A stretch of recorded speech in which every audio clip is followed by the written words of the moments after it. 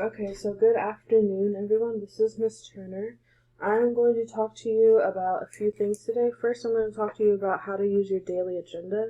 Then I'm going to talk to you about some math things. So I'm going to talk to you about the conversion triangle, as well as how to represent a percent as a fraction.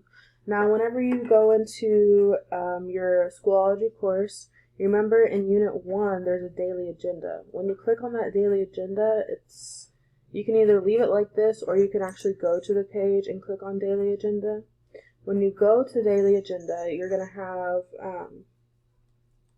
this is our virtual classroom. So then on the right side, you'll have daily agenda, word wall, anchor charts, data wall, how-to videos, and how to contact me. What you need to do is you need to go through and click on these. If I click on this one, it's the Quizlet, so all the vocabulary we've been talking about. If I click on anchor chart, it's going to take me to what we have been doing this week. So this is the power triangle or the converting triangle, and this is one anchor chart. If I click more anchor charts, I'm going to go to this one. Now this will help you on the entry ticket that was for today, which is Thursday the 20th. If you didn't look at this before you did the anchor chart, hopefully you took the first attempt and then you waited a little bit and looked at this and then tried the second attempt. If you did not do that, might want to think about that for future reference, because it doesn't make sense if you take the first attempt and you get a 50, and then you take the second attempt and you get a 25. You don't get any more attempts after that. Do you really want a 25 as your daily grade? Do you really want a 50? Please think about that before you just immediately go into taking the second attempt. So this brings us to a perfect transition point. So we're talking about converting. So bear with me as I change over to this. Okay, so we're going to be talking about converting, and we're going to be using the conversion triangle. Now on Monday there was a slide. It was a blue slide and it had the triangle on it.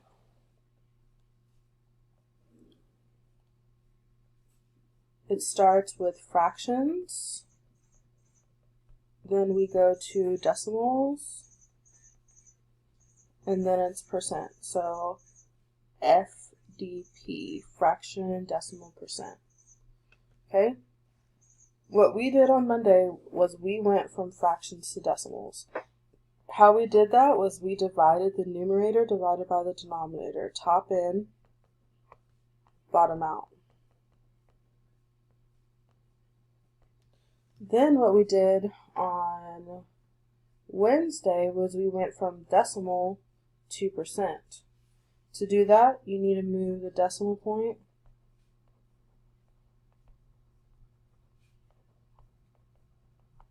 two spaces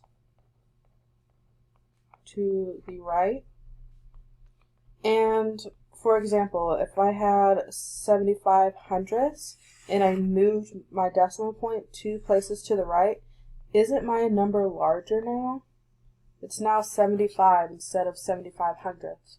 So if this doesn't make sense to me, then what I could just do is multiply by 100. Now we're going to be talking about how do I take a percent to a fraction. So say I've been given 75%, but I want to make it look like have a numerator and a denominator. What do I do? Well, remember, percent means for every 100, or part of 100. So anytime you have a percent, you take that number, don't use the percent sign, just the number. That's going to be your numerator. So these are the part.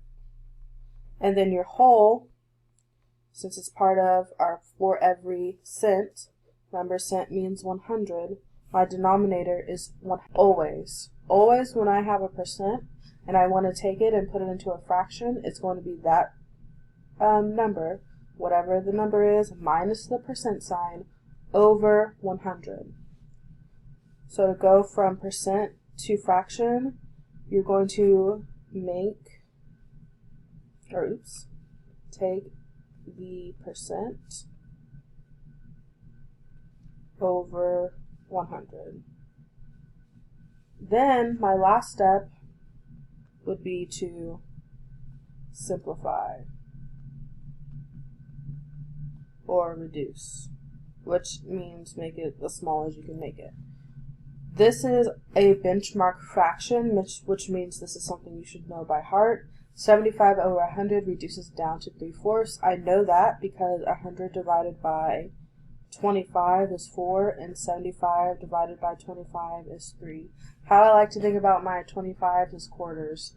I know that 25 times 4 is 100 because if I have 4 quarters, that means I have $1.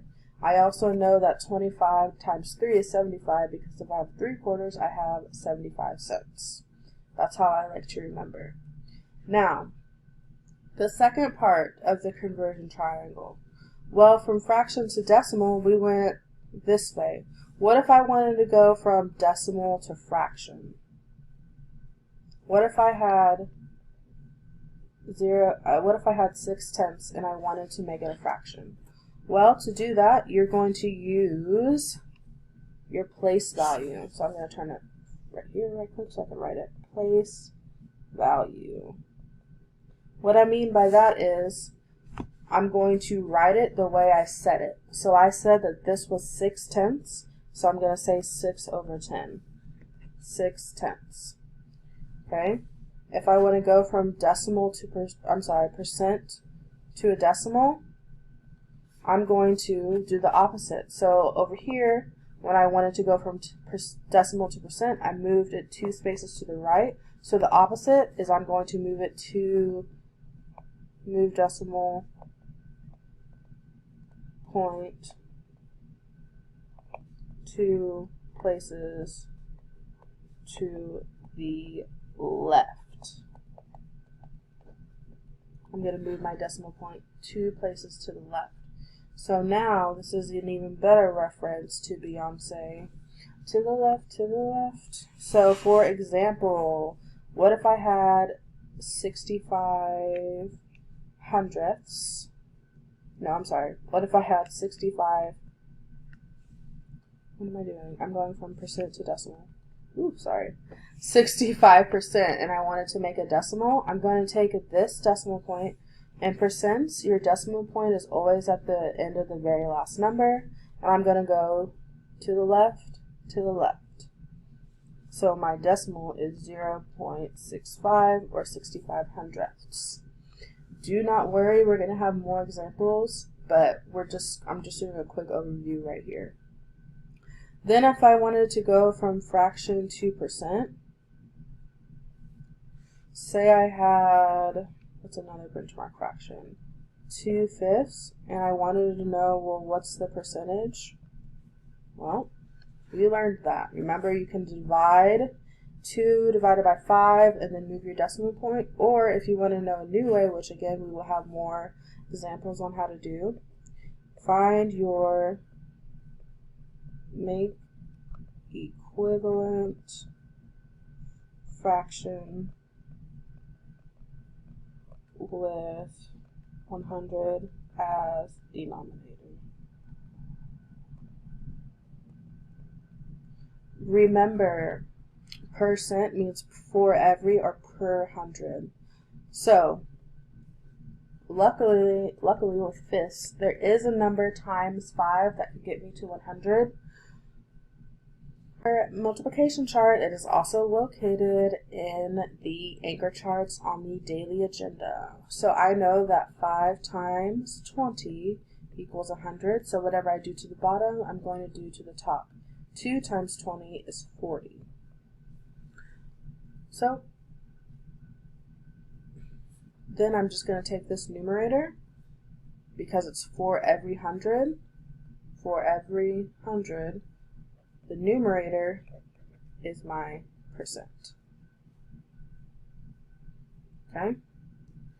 Do not worry, we are going to be on this for the next couple of weeks, so if you still don't get it, we're going to have plenty of practice. This is just an introduction.